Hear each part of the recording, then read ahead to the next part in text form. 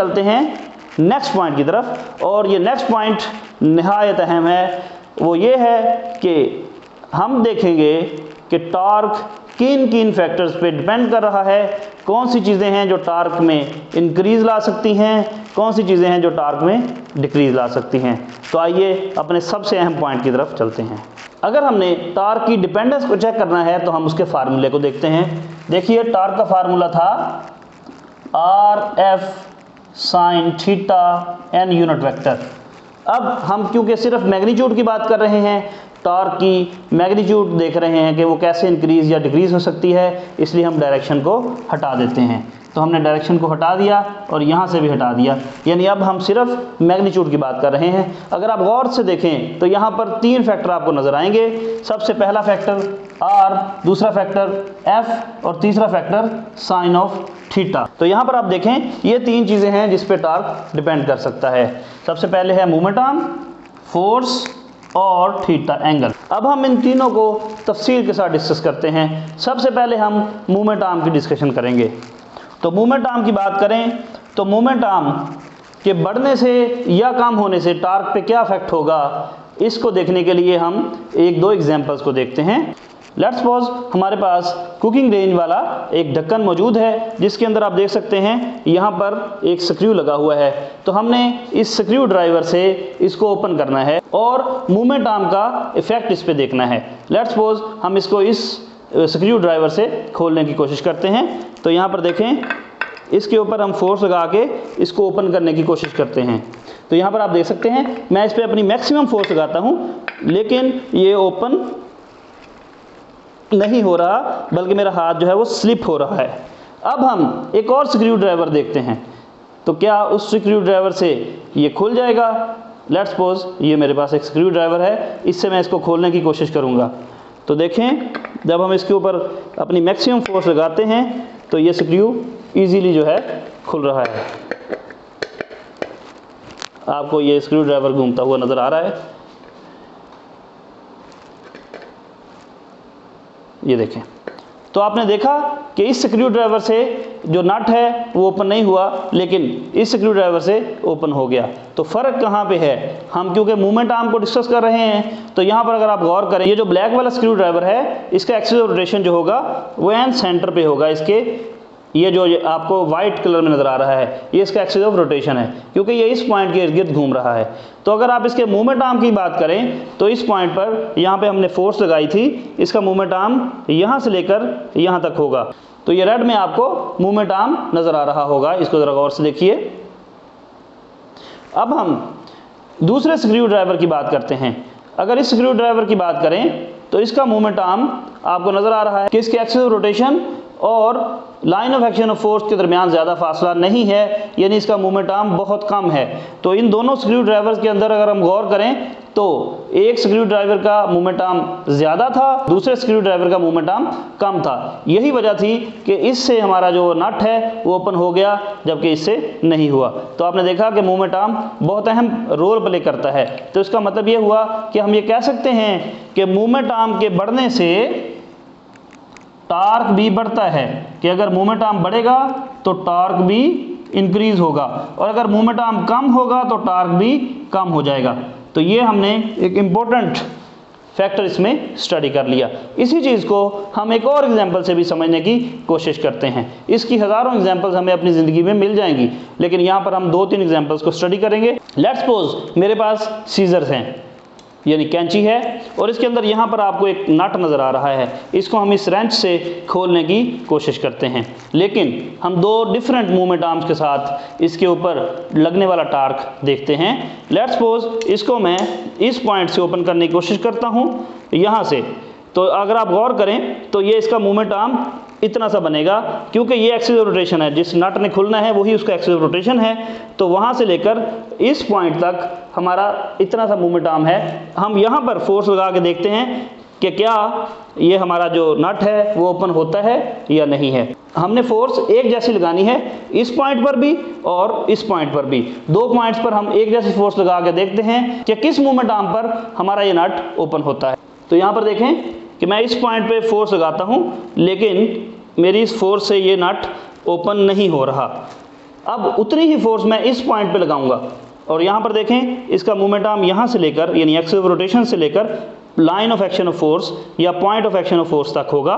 तो ये point of action of force है। अब उतनी ही फोर्स मैं यहाँ पर लगा के चेक करूँगा कि क्या मेरा ये नट जो है ओपन होता है या नहीं। तो देखें अगर इस पॉइंट पे मैं फोर्स लगाता हूँ तो देखें उतनी फोर्स से जो मेरा नट है वो ओपन हो गया। यानी पता चला कि अगर मूवमेंट आर्म कम हो तो टॉर्क भी कम होता है और उस वजह से वो नट नहीं ओपन हुआ, और अगर मूवमेंट आर्म ज़्यादा हो तो टॉर्क भी ज़्यादा होता है। अब हम टॉर्क को समझने के लिए एक खिड़की के ऊपर एक एक्सपेरिमेंट करते हैं। देखिए अगर हम इस खिड़की यानी विंडो का एक्सिस ऑफ रोटेशन देखें तो आप देख सकते हैं कि इसका एक्सिस ऑफ रोटेशन जो है वो यहाँ पर लाई करता है, यानी इसके हिंज के ऊपर या इसके जहाँ पर इसके कब्जे लगे हुए हैं वहाँ पर इसका एक्सिस ऑफ रोटेशन लाई करता है। अब हम इसके ऊपर सेम फोर्स लगाएंगे लेकिन इसका मूवमेंट आर्म चेंज करेंगे। तो लेट्स सपोज अगर मैं इसके ऊपर यहाँ पर फोर्स लगाता हूँ तो इसका मूवमेंट आर्म यहाँ तक बनेगा। जितना मैं पॉइंट ऑफ फोर्स को एक्सिस ऑफ रोटेशन से दूर करता जाऊँगा मूवमेंट आर्म इंक्रीज होता जाएगा। फॉर एग्जाम्पल अगर मैं यहाँ पे फोर्स लगाता हूँ तो मूवमेंट आर्म इतना होगा, और अगर मैं यहाँ पे फोर्स लगाता हूँ तो ये सारा मूवमेंट आर्म बन जाएगा। अब हम देखेंगे कि मूवमेंट आर्म के बढ़ने से सेम फोर्स के साथ टॉर्क में कैसे इजाफा होता है। मैं एक ही जैसी फोर्स लगाऊंगा लेकिन मूवमेंट आर्म बढ़ाता रहूँगा, उससे खिड़की की मोशन पे जो इफेक्ट होगा वो हम देखेंगे। लेट्स सपोज सबसे पहले मैं एक फोर्स लगाता हूँ और यहाँ पर इस पॉइंट पर लगाता हूँ। ये मेरा मूवमेंट आर्म जो है अगर आप देखें तो ये सारा मूवमेंट आर्म बनेगा यहाँ से यहाँ तक, काफ़ी ज़्यादा लेंथ है। तो अगर मैं इस पर फोर्स लगाता हूँ लेट्स सपोज ये वाली फोर्स, तो देखें ये मूव कर गया। अब इसको दोबारा उसी पॉइंट पे ले आते हैं। अब मैं ये फोर्स इस जगह पे लगाता हूँ, सेम वही फोर्स इस पे लगाऊंगा, तो अब देखें ये उतना मूव नहीं किया जितना पहले मूव किया था। इसको दोबारा उसी पॉइंट पे ले आते हैं। अब यही फोर्स यहाँ पे लगाते हैं, सेम उतनी फोर्स, तो आप देखें बहुत कम मूव किया। अब इसी फोर्स को हम इस पॉइंट पे लगाते हैं तो देखें ये मूव ही नहीं किया। तो पता चला कि अगर मूवमेंट आर्म छोटा होता जाएगा तो टॉर्क भी कम होता जाएगा, यानी टर्निंग इफेक्ट ऑफ फोर्स भी कम होता जाएगा, रोटेशन भी कम होता जाएगा। बेशक के फोर्स सेम है, तो फोर्स उतनी ही मैंने लगाई, लेकिन जब यहाँ पर फोर्स लगाई तो ये बहुत कम मूव किया। जब यहाँ पे फोर्स लगाई तो उससे ज़्यादा मूव किया, जब यहाँ पे फोर्स लगाई तो उससे भी ज़्यादा मूव किया, और यही फोर्स जब मैं यहाँ पे लगाता हूँ तो ये देखिए कितना ज़्यादा मूव कर रहा है। तो फोर्स एक जैसी है लेकिन मूवमेंट आर्म कम या ज़्यादा होने से टॉर्क पे इफेक्ट पड़ रहा है। अब इसकी एक और एग्जांपल मैं आपको देता हूँ। कभी आपने देखा हो कि ट्रक ड्राइवर्स जो होते हैं अगर उनका टायर ख़राब हो जाए ट्रक का, तो रास्ते में अगर आपने देखा हो तो ट्रक ड्राइवर उसका पहिया उतारने के लिए एक बहुत बड़ा पाइप लेके आते हैं और उसके ऊपर खड़े होकर वो उस ट्रक के पहिए का नट ओपन कर रहे होते हैं। तो आपने कभी सोचा कि वो इतना बड़ा पाइप क्यों लेके आते हैं? डेफिनेटली आप सही सोच रहे हैं, वो मूवमेंट आर्म को इंक्रीज़ करने के लिए ये काम करते हैं, और उसके ऊपर खड़े होकर वो उसे ओपन कर रहे होते हैं। क्यों? क्योंकि फोर्स बहुत ज़्यादा चाहिए होती है उस नट को ओपन करने के लिए, इसलिए वो उसके ऊपर अपना पूरा जोर डालते हैं। तो ज़्यादा टार्क करने के लिए दो चीज़ों को इंक्रीज़ करें, यहाँ से हमें यही समझ आई। नंबर 1 मूवमेंट आर्म को इंक्रीज़ कर दें, वो हमने देख लिया, और नंबर 2 ट्रक वाली एग्जांपल से हमें समझ आई कि फोर्स को इंक्रीज़ कर दें। इसकी एग्जांपल आप दरवाजे पे भी देख सकते हैं। अगर दरवाज़ा ओपन करना हो, कोई छोटा सा बच्चा हो, उसके अंदर फोर्स कम होती है तो वो दरवाज़ा ओपन नहीं कर पाता, लेकिन अगर बड़ा शख्स आ जाए तो वो ज़्यादा फोर्स लगाता है जिसकी वजह से दरवाज़ा ओपन हो जाता है। हालांकि दोनों एक ही पॉइंट पर फोर्स लगा रहे थे, दोनों का मूवमेंट आर्म सेम था। तो यहाँ से ये बात भी क्लियर हो गई कि फोर्स के बढ़ने से टॉर्क बढ़ेगा, फोर्स के कम होने से टॉर्क कम होगा। तो यहाँ पर देखें, अगर फोर्स बढ़ेगी तो टॉर्क भी इंक्रीज होगा, और अगर फोर्स कम होगी तो टॉर्क भी कम होगा। तो यहाँ पर हमने ये चीज़ देखी कि मूवमेंट आर्म और फोर्स ये दोनों डायरेक्टली प्रोपोर्शनल हैं टॉर्क के। अब हम एंगल को डिस्कस करते हैं कि क्या एंगल के चेंज होने से टॉर्क में कोई कमी बेशी आती है। तो यहाँ पर अगर आप गौर करें तो टॉर्क जो है वो साइन थीटा पे डिपेंड कर रहा है डायरेक्टली। तो हम यहाँ पर थीटा की बजाय साइन थीटा भी लिख सकते हैं। तो हमें पता चला कि जितनी साइन थीटा की वैल्यू ज़्यादा होगी उतना टॉर्क भी ज़्यादा होगा। तो हम ये कह सकते हैं कि टॉर्क आर एफ और साइन थीटा के डायरेक्टली प्रोपोर्शनल है। तो यहाँ पर हम इसको भी इसके साथ जोड़ लेते हैं। तो इसका मतलब हुआ कि साइन थीटा की वैल्यू जितनी ज़्यादा होती जाएगी टॉर्क भी उतना होता जाएगा। और ये थीटा एंगल किन के दरमियान है? ये मोमेंट आर्म और फोर्स के दरमियान है। ये याद रखिएगा, ये मोमेंट आर्म और फोर्स के दरमियान एंगल है। ये मोमेंट आर्म और line of action of force के दरमियान एंगल नहीं है, उस एंगल को हम नहीं ले रहे। ये वो एंगल है जो फोर्स और मोमेंट आर्म के दरमियान एंगल बन रहा है। अब यहाँ पर गौर करें तो साइन थीटा की वैल्यू हमें कब ज़्यादा मिलती है और कब कम मिलती है, ये हम देखते हैं। आप जानते हैं कि साइन थीटा की मैक्सिमम वैल्यू हमें 90 डिग्री पर मिलती है, जबकि इसकी मिनिमम वैल्यू 0 पे या 180 पे मिलती है। तो यहाँ से हमें क्या पता चला कि अगर एंगल 90 डिग्री से ज़्यादा करते जाएंगे तो टॉर्क कम होता जाएगा, और अगर एंगल 90 डिग्री से कम करते जाएंगे तब भी टॉर्क कम होता जाएगा। इसकी वजह नहायत सिंपल है कि साइन थीटा की वैल्यू 90 डिग्री से ज़्यादा एंगल करने पे भी कम होती है और 90 डिग्री के कम एंगल करने पे भी कम होती है। और ये वजह इसके ग्राफ के अंदर भी हम देख सकते हैं। तो देखें, अगर साइन का अगर आप ग्राफ देखें तो साइन का ग्राफ कुछ इस तरीके से होता है। ये साइनसोइडल ग्राफ है, ये आपने देखा होगा। तो यहाँ पर आप देखें कि जब हमारा एंगल 0 है तो साइन की वैल्यू भी 0 है। जब हमारा एंगल 90 डिग्री हुआ तो हमारे साइन की मैक्सिमम वैल्यू आई जो कि 1 है। इसी तरीके से जब हमारा एंगल 180 डिग्री हुआ तब भी आप देखें साइन की वैल्यू 0 है। जब हमारा एंगल 270 डिग्री हुआ तो तब भी इसकी वैल्यू -1 आई। इसी तरीके से जब हमारा एंगल 360 डिग्री हो गया तब भी हमारे साइन की वैल्यू 0 आई। तो आपने देखा कि साइन थीटा की वैल्यू 1 और -1 के दरमियान घूमती है और इसकी मैक्सिमम वैल्यू 1 है या -1 है। तो ये मैक्सिमम वैल्यू हमें या तो 90 डिग्री पे मिलेगी या 270 डिग्री पे मिलेगी। लेकिन यहाँ पर हमने सिर्फ आपको 90 डिग्री की बात की, 270 डिग्री की बात नहीं की, और उसकी एक वजह है। देखें, मोमेंट आर्म और फोर्स के दरमियान कभी भी एंगल 180 डिग्री से ज़्यादा नहीं हो सकता, और उसकी वजह यह है, हमने कहा था हमेशा क्रॉस प्रोडक्ट में दोनों वेक्टर्स के दरमियान मिनिमम एंगल लेना है। देखें, लेट्स सपोज ये हमारा मोमेंट आर्म है और ये हमारी फोर्स है, तो इनके दरमियान एंगल कितना बना? 90 डिग्री बन गया। ये हमारा मोमेंट आर्म है जबकि ये हमारी फोर्स है। तो आपने देखा कि मोमेंट आर्म और फोर्स के दरमियान एंगल 0 डिग्री है। इसी तरीके से एक और केस देखें, ये हमारा मोमेंट आर्म है और ये हमारी फोर्स है। तो आपने देखा कि इन दोनों के दरमियान एंगल 180 डिग्री बन गया। अब कोई ऐसा केस नहीं बचता कि इसका एंगल 180 डिग्री से ज़्यादा हो सके।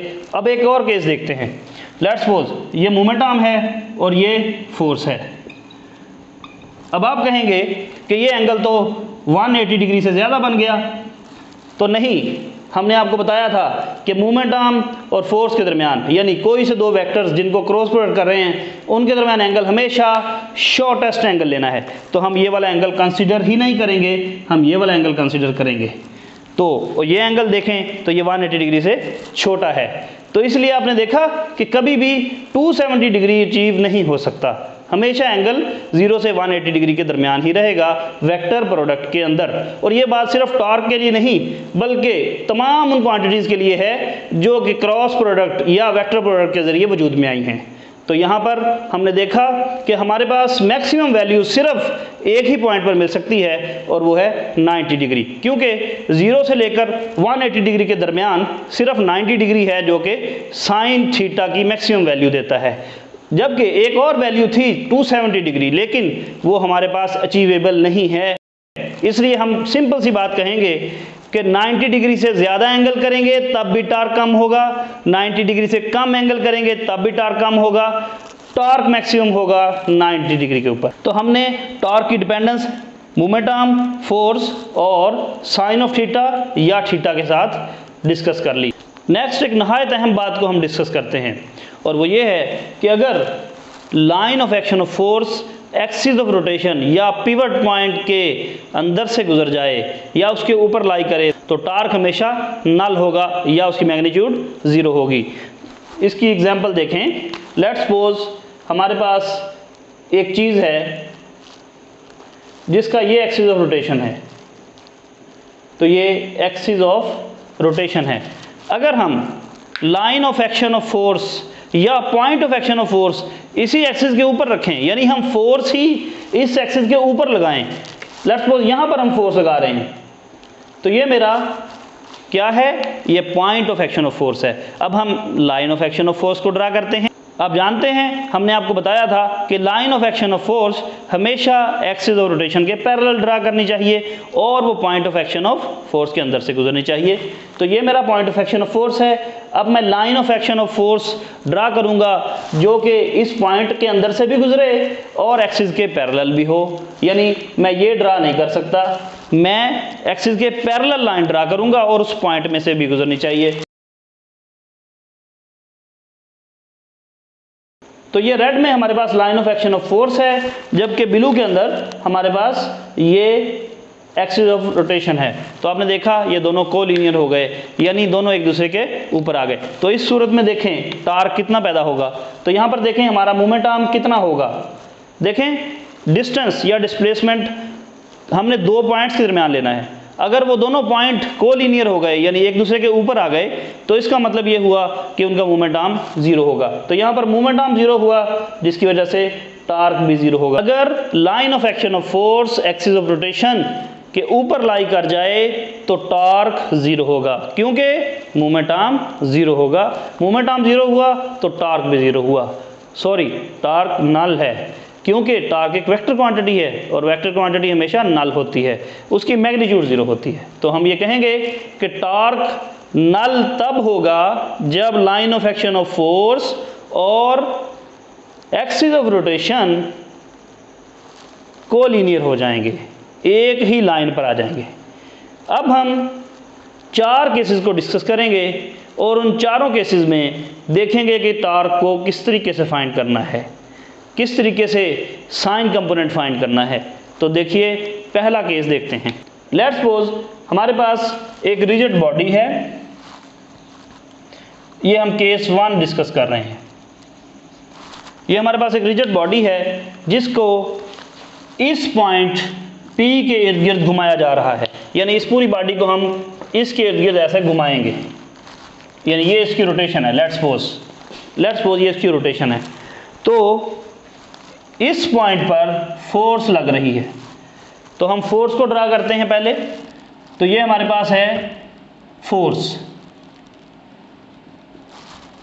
अब हम मूवमेंट आर्म की बात करेंगे। मैंने बताया था कि मूवमेंट आर्म पिवट पॉइंट से लेकर point of action of force तक लेते हैं। तो ये हमारे पास मूवमेंट आर्म आ गया।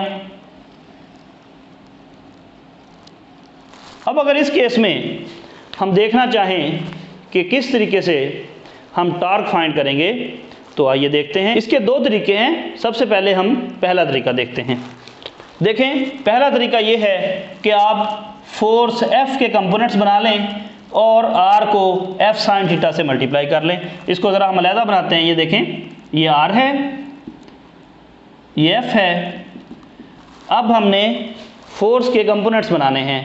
तो फोर्स के कंपोनेंट्स बनाने के लिए हम इस मूवमेंट आर्म R को थोड़ा सा एक्सटेंड कर लेते हैं और यहाँ पर ये एंगल थीटा है जो कि मूवमेंट आर्म और फोर्स के दरमियान है। इसका एक और तरीका भी है, आप इस फोर्स को उठा के यहाँ पर रख लें, तब भी यही एंगल बनेगा। अब हमने इसके कंपोनेंट्स को फाइंड करना है, यानी फोर्स के कंपोनेंट्स को फाइंड करना है। आपको पता है थीटा के सामने हमेशा साइन कंपोनेंट होता है। तो यहाँ पर ये जो इसका कंपोनेंट बनेगा ये F साइन ऑफ थीटा होगा, जबकि ये F कॉज ऑफ थीटा होगा। अब हमने टॉर्क फाइंड करना है। आपको पता है टॉर्क का फार्मूला होता है R F sine of theta. तो यहाँ पर देखें, ये F साइन ऑफ थीटा है, ये R है, तो हम इन दोनों को मल्टीप्लाई करेंगे जिससे हमारे पास टॉर्क का मैग्नीट्यूड आ जाएगा। ये वेक्टर हम नहीं लगाते, हम सिर्फ मैग्नीट्यूड्स की बात कर रहे हैं। डायरेक्शन का हमें पता है कि राइट हैंड रूल से ही फाइंड करेंगे। अब हम इसका दूसरा तरीका देखते हैं। दूसरा तरीका इसका ये है कि अगर मैं फोर्स के कंपोनेंट्स ना करना चाहूँ, मैं मूवमेंट आर्म के कंपोनेंट्स करूँ, तो ये कैसे पॉसिबल होगा। इसका तरीका ये होगा कि हम मूवमेंट आर्म की बजाय फोर्स को एक्सटेंड कर लेते हैं। तो फोर्स को एक्सटेंड अगर हम करें, एक्सटेंड बैक, तो ये देखें, ये फोर्स को हमने एक्सटेंड कर लिया। अब हम इन दोनों के दरमियान एंगल देखेंगे, तो ये एंगल थीटा इनके दरमियान बन गया, यानी फोर्स की एक्सटेंशन और मूवमेंट आर्म के दरमियान एंगल बन गया। अब आप जानते हैं कि थीटा के सामने हमेशा साइन कंपोनेंट होता है, तो ये जो हमारे पास कंपोनेंट आया ये हो गया आर साइन ऑफ थीटा, जबकि थीटा के साथ वाला component R cos of theta हो गया। अब हम देखें, हमने आर साइन ऑफ थीटा को 4 से मल्टीप्लाई करना है, तो हम टॉर्क का फार्मूला कुछ इस तरीके से लिखेंगे, torque is equal to R F sine of theta. तो यहाँ पर देखें हमने आर साइन ऑफ थीटा को एफ से मल्टीप्लाई करना है, तो हम इसको थोड़ा चेंज कर लेंगे, हम इसको लिखेंगे F R sine of theta, और हम सिर्फ मैग्नीट्यूड्स की बात कर रहे हैं इसलिए डायरेक्शन नहीं लगाएंगे। तो इसको हम, क्योंकि अब ये मैग्नीट्यूड्स हैं और यहाँ पर कम्यूटेटिव लॉ अप्लाई हो सकता है, तो इसलिए हम इसको are F sine of theta भी लगा देते हैं। तो आपने देखा इन दोनों तरीक़ों से हमारे पास सेम आंसर आया। बेशक हम फोर्स के कंपोनेंट्स कर लें, बेशक हम मूवमेंट आर्म के कंपोनेंट्स कर लें। अब हम केस 3 को डिस्कस करते हैं।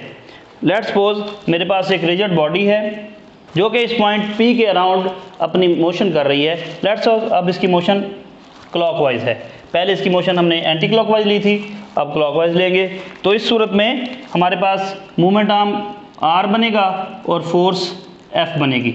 अब हम देखते हैं कि किस तरीके से हम फोर्स के दो कंपोनेंट कर सकते हैं और किस तरीके से हम मूवमेंट आर्म के कंपोनेंट्स कर सकते हैं। दोनों केसेस को अलग-अलग देखते हैं। तो पहला केस देखें, ये R है और ये F है। तो अब किस तरीके से हम इसको लेके चलेंगे, पहले हम F के कंपोनेंट बनाते हैं, यानी फोर्स के कंपोनेंट बनाते हैं। उसके लिए हम R को एक्सटेंड करेंगे और ये एंगल थीटा बन गया। थीटा के सामने हमेशा आपको पता है कौन सा कंपोनेंट होता है जी, थीटा के सामने हमेशा साइन कंपोनेंट होता है। तो ये हमारे पास बन गया F का साइन कंपोनेंट, जबकि ये बन गया F का कोस कंपोनेंट। अब हमने टॉर्क फाइंड करना है। आप जानते हैं कि टॉर्क फाइंड करने के लिए हमें are F sine theta find करना होता है। अगर आप देखें तो ये R है और ये F साइन थीटा है। अगर हम इन दोनों को डायरेक्टली मल्टीप्लाई कर दें तो हमारे पास टॉर्क आ जाएगा। तो हमने टॉर्क को फाइंड करने का तीसरा तरीका भी देख लिया। चौथा केस ये है कि अगर हम फोर्स के कंपोनेंट करने की बजाय मूवमेंट आर्म के कंपोनेंट्स करें तो ये कैसे होगा। तो देखते हैं, यहाँ पर देखें, इसको हम ऐसे करेंगे कि ये मूवमेंट आर्म है जबकि ये फोर्स है। तो अब हमने फोर्स की बजाय मूवमेंट आर्म के कंपोनेंट करने हैं, तो हम फोर्स को एक्सटेंड करेंगे बैकवर्ड्स। ये हमने फोर्स को एक्सटेंड कर लिया और ये एंगल इन दोनों के दरमियान थीटा बन गया। अब आप जानते हैं थीटा के सामने वाला जो कंपोनेंट होता है वो हमेशा कंपोनेंट साइन कंपोनेंट होता है। तो ये आर साइन थीटा बन गया, जबकि ये वाला जो है आर कोस ऑफ थीटा बन गया। अब हमने टॉर्क को फाइंड करना है। तो टॉर्क को हम कैसे फाइंड करेंगे, उसके लिए आपको पता है are F sine of theta हमें चाहिए। यहाँ पर अगर आप गौर करें तो हमने फोर्स को वैसे ही रखा है, तो हम इसको फोर्स को वैसे रख लेते हैं। जबकि हमने आर साइन थीटा फाइंड किया है तो हम आर साइन थीटा लगा लेंगे। फिर आगे वही कि कम्यूटेटिव लॉ के मुताबिक हम इसको इधर भी लिख सकते हैं, इधर भी लिख सकते हैं। तो are F sine of theta, तो टॉर्क हमारे पास आ गया। डायरेक्शन नहीं, हम सिर्फ मैग्नीट्यूड की बात कर रहे हैं, यहाँ पर भी हम सिर्फ मैग्नीट्यूड की बात कर रहे हैं। तो आपने देखा कि हम फोर्स के कंपोनेंट्स करें तब भी वही आंसर आता है, हम मूवमेंट आर्म के कंपोनेंट्स करें या आर के कंपोनेंट्स करें तब भी वही आंसर आता है। तो हमने बेसिकली दो मुख्तलिफ किस्म की रिजिड बॉडीज़ को देखा जो कि डिफरेंट डायरेक्शन में मूव कर रही थी, एक एंटी क्लॉकवाइज और एक क्लॉकवाइज। तो हमने दोनों के अंदर फर्दर दो केसेस को देखा कि अगर हम पहले केस में फोर्स के कंपोनेंट्स करें तो फिर कैसे होगा, और अगर हम मूवमेंट आर्म के कंपोनेंट्स करें तो फिर कैसे होगा। फिर हमने दूसरी रिजिड बॉडी को देखा, उसके अंदर भी हमने पहले फोर्स के कंपोनेंट्स करके देखे, फिर हमने मूवमेंट आर्म के कंपोनेंट करके देखे। तो इन सब से एक ही बात साबित हुई कि बेशक मूवमेंट आर्म को कंपोनेंट्स बनाएं, बेशक फोर्स के कंपोनेंट्स बनाएं, हमेशा टॉर्क की वैल्यू सेम रहेगी। Now let's conclude this. तो हमने क्या क्या देखा आज, इसको थोड़ा सा रिवाइज करते हैं। हमने देखा कि टॉर्क एक वेक्टर क्वांटिटी है, ये क्रॉस प्रोडक्ट का नतीजा है, इसकी direction right hand thumb rule से मालूम करते हैं। हमने इसकी डायरेक्शन के बाद इसका यूनिट देखा, इसकी डायमेंशन देखी, फिर हमने टॉर्क के अंदर कुछ अहम पॉइंट्स को देखा। हमने देखा कि मूवमेंट आर्म क्या होता है, इसको फाइंड कैसे करना है। फिर हमने देखा कि टार्क किन किन चीज़ों पे डिपेंड करता है। हमने देखा कि टार्क मूवमेंट आर्म पे डिपेंड करता है, हमने देखा कि टार्क फोर्स पे डिपेंड करता है, और हमने देखा कि टार्क थीटा एंगल पे डिपेंड करता है। मूवमेंट आर्म बढ़ाएं टार्क बढ़ेगा, मूवमेंट आर्म कम करें टार्क कम होगा, फोर्स बढ़ाएं टार्क बढ़ेगा, फोर्स कम करें टार्क कम होगा। थीटा 90 से बढ़ाएं या कम करें टार्क कम होगा, थीटा 90 पे मैक्सिमम होगा। फिर हमने टार्क को डिस्कस किया दो डिफरेंट रिजिड बॉडीज़ के अंदर कि अगर एक की डायरेक्शन एंटी क्लॉकवाइज हो तो फिर किस तरीके से हम टार्क फाइंड कर सकते हैं, जबकि दूसरे केस में अगर बॉडी क्लॉकवाइज रोटेट करे तो फिर हम किस तरीके से टार्क फाइंड कर सकते हैं। फिर हमने हर केस में फर्दर दो केस बनाए, एक फोर्स के कंपोनेंट्स करने वाला, दूसरे मूवमेंट आर्म के कंपोनेंट करने वाला। तो इस तरीके से हमें यही साबित हुआ कि बेशक फोर्स का बेशक मूवमेंट आर्म का कंपोनेंट बनाएं, लेकिन किसी एक क्वांटिटी का साइन कंपोनेंट दूसरी क्वांटिटी के साथ डायरेक्टली मल्टीप्लाई करें तो टार्क मिल जाता है। तो ये टार्क के बारे में कुछ अहम पॉइंट्स थे और हमने कोशिश की है कि इसको समराइज़ करें और आपको अच्छे तरीके से समझाएं। अगर आपको हमारा ये लेक्चर पसंद आया तो फैम टेक को सब्सक्राइब करें और हमारे इस लेक्चर के एंड पे कमेंट करें और हमें अपनी कीमती राय से आगाह करें। मिलते हैं नेक्स्ट वीडियो में। अल्लाह हाफिज़।